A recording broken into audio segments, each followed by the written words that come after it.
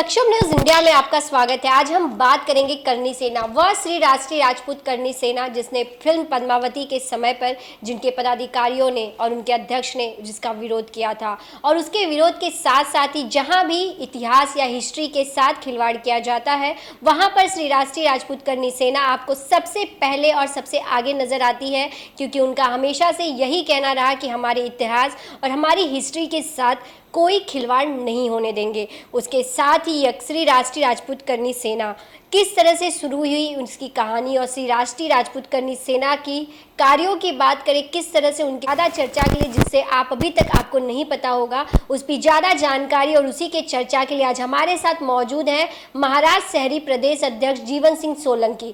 तो जीवन जी, सबसे पहले तो आपका स्वागत है। जी नमस्कार। जीवन जी, किस तरह आप देखते हैं जब बात आती है श्री राष्ट्रीय राजपूत करणी सेना, जिसको हमेशा से देखा गया है कि जिस तरह से जब भी कोई किसी का इतिहास या किसी के साथ खिलवाड़ किया जाता है तो उसमें सबसे पहले एक मिनट रुक जाओ। तो श्री राष्ट्रीय राजपूत करणी सेना की जो शुरुआत हुई थी, किस तरह शुरुआत हुई थी और कितने लोग थे उसमें जब ये शुरुआत की गई थी? क्योंकि जब हम आज देख पाते हैं या श्री राष्ट्रीय राजपूत करणी सेना बड़े तरीके से हर एक राज्य में जो हम देख पा रहे हैं, तो इसकी शुरुआत जब हुई थी तब यह कितने राज्यों में था और कितने लोगों की टीम थी? सबसे पहले जो करणी सेना बनी थी वो 2006 में राजस्थान में जयपुर में इसकी स्थापना हुई थी। उसके बाद 2013 तक करणी सेना सिर्फ जयपुर तक एक जिले तक सीमित थी। 2013 में जब इस करणी सेना के राष्ट्रीय अध्यक्ष माननीय सुखदेव सिंह गोगामेडी ने जब कमान संभाली, उसके बाद सबसे पहले राजस्थान से करणी सेना बाहर निकली, महाराष्ट्र मुंबई में आई, और मुंबई में हम 4 लोग थे जो करणी सेना की सबसे पहले स्थापना की। मैं था, एक जगदीश सिंह भानुजा थे, एक भवानी सिंह जी थे गुड़ा श्यामा, और एक भवानी सिंह जोगरास, और एक सुमेर सिंह चौहान करके, हम 5 लोग थे, 4-5। और उस टाइम पे हमने दादा से बात की थी कि हम करणी सेना को मुंबई में लाना चाहते हैं। यहाँ पे राजपूत समाज कोई इतना बड़ा संगठन नहीं है, महाराष्ट्र में भी नहीं है, तो जितने युवा हैं, क्योंकि करणी सेना एक युवा एकीकृत संगठन है, इसलिए हमने दादा से बात करके सबसे पहले दादा का मुंबई में हमने आगमन करवाया था 2015 में, जो वसई से लेके बोरीवली कांदीवली तक कम से कम 6000 बाइक्स रैली थी। उसके बाद उस टाइम पे जो कार्यक्रम कांदीवली में हुआ था उसमें काफ़ी युवा करणी सेना से, दादा से प्रेरित होकर करणी सेना से जुड़े, और उसके बाद धीरे धीरे संगठन काफ़ी बड़ा विस्तार लिया। उसके बाद राज्यों की बात करें तो महाराष्ट्र के बाद गुजरात, पंजाब, हरियाणा, यूपी, यहाँ जम्मू कश्मीर में भी करणी सेना का निर्माण हुआ। ऐसे करके आज करणी सेना टोटल 22 राज्यों में काम कर रहा है संगठन। तो जीवन जी, जब आपको अगर महाराष्ट्र की बात होती है तो महाराष्ट्र बहुत छोटा नहीं है। दिल्ली, महाराष्ट्र, इन सब जगहों को अगर देखा जाए तो एक बहुत बड़ी जिम्मेदारी थी आपके हाथ में, आपके सर पर। तो इस जिम्मेदारी के लिए आप कैसे तैयार हुए और किस तरह से आपने इसे आगे बढ़ाने के लिए आपने कार्य किया? क्योंकि आज अगर महाराष्ट्र की बात करते हैं तो महाराष्ट्र में जीवन जी को, जीवन सोलंकी नाम है जो हमेशा सामने आता है। मुद्दा कोई भी हो, बात कोई भी हो, जब दादा का यहाँ सुखदेव सिंह गोगामड़ी यहाँ आते हैं या फिर विषय कोई भी हो, तो अगर जब सामने हम देख पाते हैं तो वो एक ही चेहरा हमने देखा है, जीवन सिंह सोलंकी का। तो ये इतनी बड़ी जिम्मेदारी किस तरह से आपने निभाई और कितना इसमें अगर सपोर्ट की बात करें तो किसका सपोर्ट रहा आपको? मुझे सबसे ज़्यादा सपोर्ट तो सुखदेव सिंह गोगामेडी साहब और योगेंद्र सिंह जी कटार साहब का काफ़ी सपोर्ट रहा है संगठन को किस तरह चलाना है। दूसरी बात जिम्मेदारी की जहाँ तक आती है, तो मैं जब 22 ईयर्स का था तब मैं संगठन, आज मुझे 8 साल इस संगठन में हो गए, और जब मैंने सुखदेव सिंह गोगामेडी साहब से फर्स्ट टाइम जब मुलाकात की थी तब उनके अंदर जो उत्साह था एक समाज को जोड़ने का, जो समाज को एक जाजम पे लाने के लिए, एक छत के नीचे लाने के लिए, जो उनका विजन और मिशन की अगर बात करें, जो उनका आगे की सोच थी समाज के लिए, उसको देखकर मैं उस टाइम पे 22 साल की उम्र में मैं सुखदेव सिंह के साथ जुड़ा था, और उन्हीं को देखते हुए, उन्हीं की जो बताए हुए रास्ते पे ये संगठन की जिम्मेदारी ली। वैसे संगठन में बहुत सारे लोग जुड़े और जुड़ते भी जा रहे हैं और छोड़ते भी हैं, लेकिन संगठन को एक परिवार और एक जिम्मेदारी समझकर इस संगठन को आगे बढ़ाने की जो ताकत जिन्होंने दी वो सुखदेव सिंह गोगामेडी साहब और योगेंद्र कटार साहब हैं। तो आप जब 22 साल की उम्र में थे तभी से आप सुखदेव सिंह गोगामड़ी की बातों पर, उन्हें उनकी राहों पर चलने की आपकी कोशिश रही। तो सुखदेव सिंह गोगामड़ी के काम को किस तरह आपने देखा? ऐसी क्या लगा आपको कि हाँ, आप उनके साथ लगातार कार्य करते आए और निरंतर उनके साथ कार्य करें? उनके फैसले, उनका कार्य किस तरह से आपने देखा कि किस क्षेत्र में उन्होंने कार्य किया? उन्होंने, वैसे पहले उनका बैकग्राउंड आप जानते हैं, वो किस तरीके से समाज सेवा में वो नहीं थे, लेकिन जब उन्होंने समाज की तकलीफ़ें देखी, क्योंकि आज के टाइम में सरकारें देखें या पॉलिटिकल पार्टियां जितनी होती है वो राजपूत समाज के युवाओं को इग्नोर करती है, राजपूत समाज के युवाओं को मौका नहीं देती है। वो देखते हुए सुखदेव सिंह जी ने ये निर्णय लिया था समाज सेवा में आने का, और मेरे में समाज सेवा करने की बहुत इच्छा थी। और मैं पहले से करनी सेना से पहले से ही लोगों की सेवा करता हूँ। हॉस्पिटल लाइन में देखे जाए तो मैं जो गरीब लोग होते हैं उनको फ्री में इलाज करवाना, या फिर हमारे पास ब्लड टेस्ट, एक्सरे, सोनोग्राफी जो होती है हॉस्पिटल है, जिसे एडमिट करना है, ऑपरेशन करना है, तो हम लोग, मैं पहले से मेरे अंदर जो ये थी इच्छा कि मैं डिस्काउंट कराना या फ्री में करवाना, वो पहले से करता था, लेकिन मुझे कोई प्लेटफॉर्म नहीं मिला था।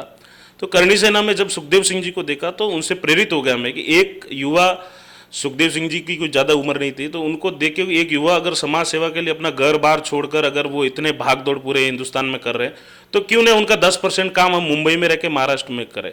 तो उन्हीं से प्रेरित होकर मैं महाराष्ट्र में, सबसे पहले हमने मुंबई में इस विंग को खड़ा किया। मुंबई में हर एरिया में हमने कार्यकारिणी बनाई। मुंबई में जगह जगह लोगों की दुकानों पे, अभी यहाँ पर इतने राजपूत लोग हैं, लगभग लाखों की संख्या में, 10 लाख राजपूत मुंबई में रहते हैं।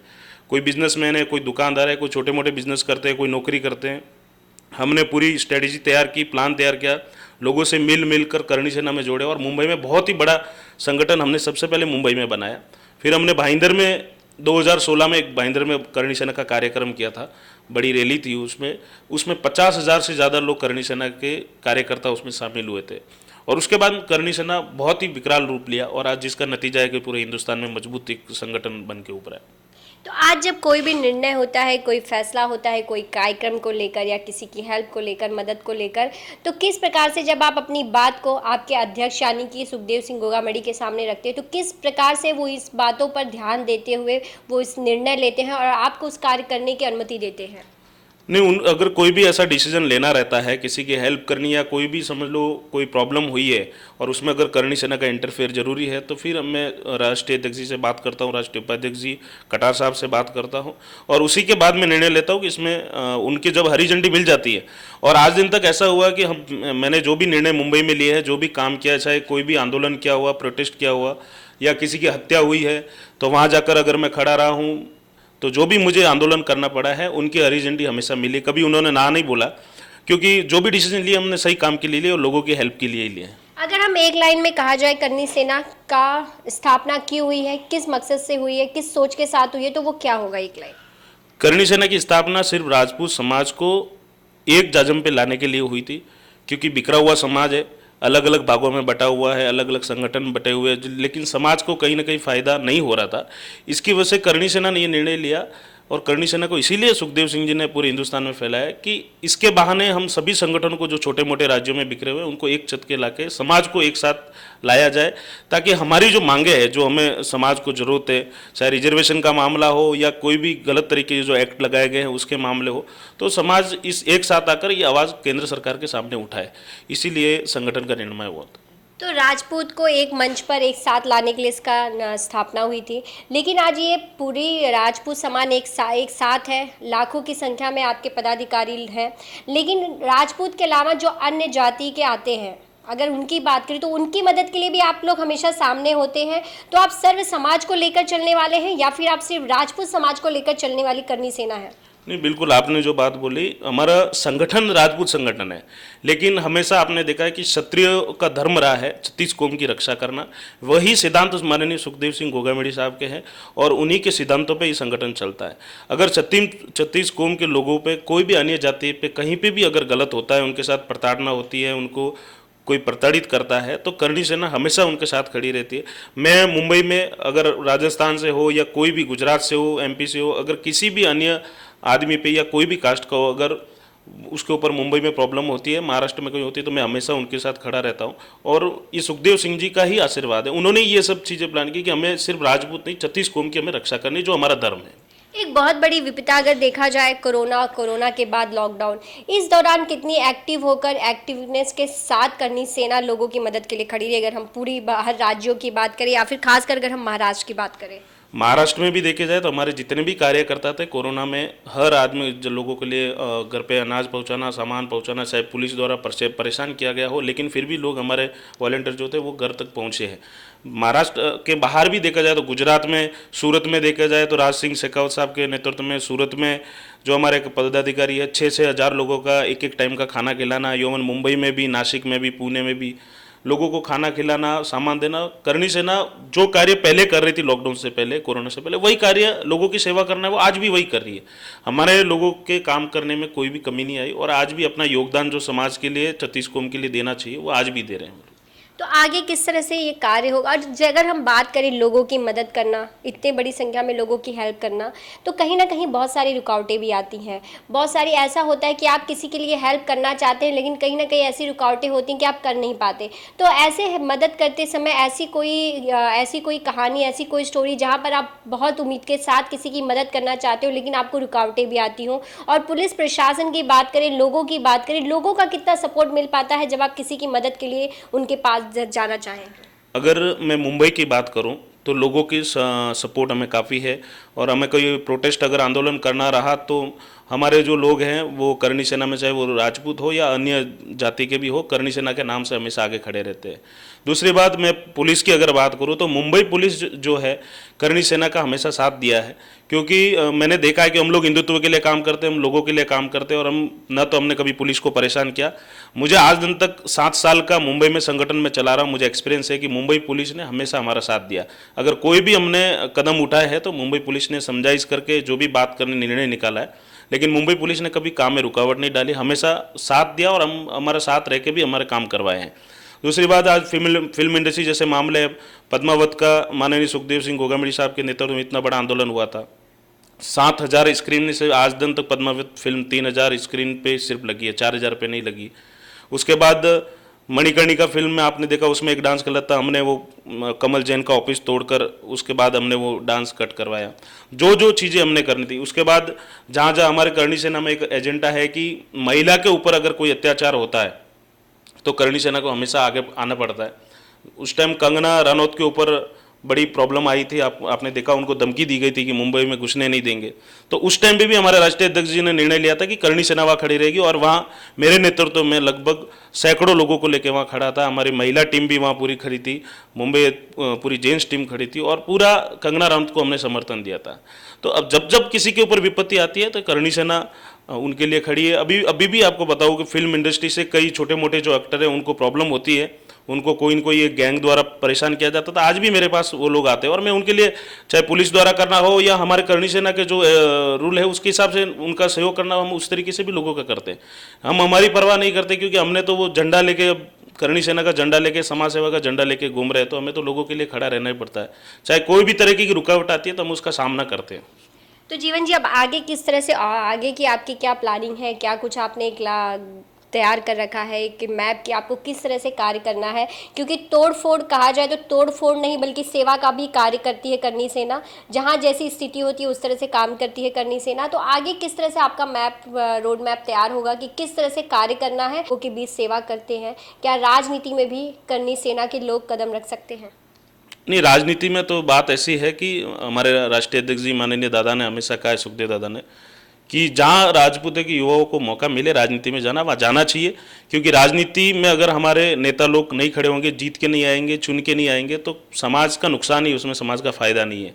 दूसरी बात, मैं मैप की अगर बात करूँ तो करनी सेना में हम लोगों ने कुछ अभी और तैयार किए हैं रूल्स रेगुलेशंस की लोगों की सेवा के, क्योंकि आज दिन तक जो छवि बनी है, हमारी आक्रामक छवि बनी है, तोड़फोड़ करना, गुंडागर्दी, हमको गुंडे भी कहा जाता है, लेकिन हम गुंडे बन के भी लोगों की सेवा करते हैं। तो इसके लिए हमने जल्दी, हम आपको बताऊं, मुंबई में जो मैंने प्लानिंग की है कि हम लोगों के लिए हॉस्पिटल में डायग्नोस्टिक सेंटर की जो मेडिकल सुविधा होती है उसके लिए एक जल्द दादा के हाथ से मेडिकल सुविधा के लिए फ्री में, या फिर जो भी एज पॉसिबल होगा, लोगों की कम रेट में लोगों की जांच करवाई जाए, लोगों के लिए कम रेट में ऑपरेशन करवाया जाए, इस तरह की सुविधा एक जल्दी लाने वाले हैं। और मुंबई में एक टोल फ्री नंबर हम जारी करेंगे, चाहे महिलाओं के लिए, सभी के लिए, क्योंकि वैसे तो मैं मुंबई में, मुझे रात को 3 बजे भी अगर लोगों के कॉल आते हैं तो मैं उठ कर जाता हूँ। कोई भी मेरा करनी सैनिक या कोई भी समाज, मेरा जो भी व्यक्ति है जिनने मुझे एक्सपीरियंस किया है, वो ऐसा कभी नहीं बोल सकता कि रात को 3 बजे भी जीवन सिंह ने फ़ोन नहीं उठाया। तो वो चीज़ें हम कर रहे हैं। ब्लड डोनेशन कैंप है, लोगों को किस तरीके से हेल्प मिलनी चाहिए, लोगों के लिए जॉब की प्रॉब्लम हो रही है, तो कोई लोगों को जॉब से निकाला जा रहा है, तो जहाँ जहाँ हमारे ध्यान में चीज़ें हैं वहाँ लोगों को जॉब पे लगाना, या लोगों को कोई जॉब से निकाल रहे, कोई प्रताड़ित करे तो उनके लिए हेल्प करना। हम हमेशा ऐसे लोगों के लिए जो जो लोगों को रिक्वायरमेंट है, जहाँ जहाँ करनी सेना का काम होता है, करनी सेना वहाँ खड़ी रहती है। जीवन जी, आपका बहुत बहुत धन्यवाद हमारे साथ चर्चा करने के लिए। धन्यवाद, आपका भी धन्यवाद। जिस तरह से कहा जाता है कि करनी सेना के लोग गुंडागिरी करते हैं, गुंडे हैं, लेकिन हम आपको बताते चले, जिस तरह से आज हमने चर्चा की है कि यहाँ पर करनी सेना जहाँ विरोध करती है खिलवाड़ करने वाले इतिहास या कोई ऐसा मामला हो, उसके साथ साथ ही जनता की सेवा में भी निरंतर कार्य कर रही है, फिर वो हॉस्पिटल से लेकर महिलाओं से लेकर या फिर कोई भी क्षेत्र हो। और आगे भी करनी सेना ऐसे कई कार्य और ऐसी कई रोड मैप तैयार कर चुकी है जिसको लेकर कार्य करेगी। बस आप हमारे साथ तो ही बने रहिए। आगे और भी खबरों के लिए सहयोगी सुंदर के साथ मैं शानवी सिंह, सक्षम न्यूज़ इंडिया, मुंबई।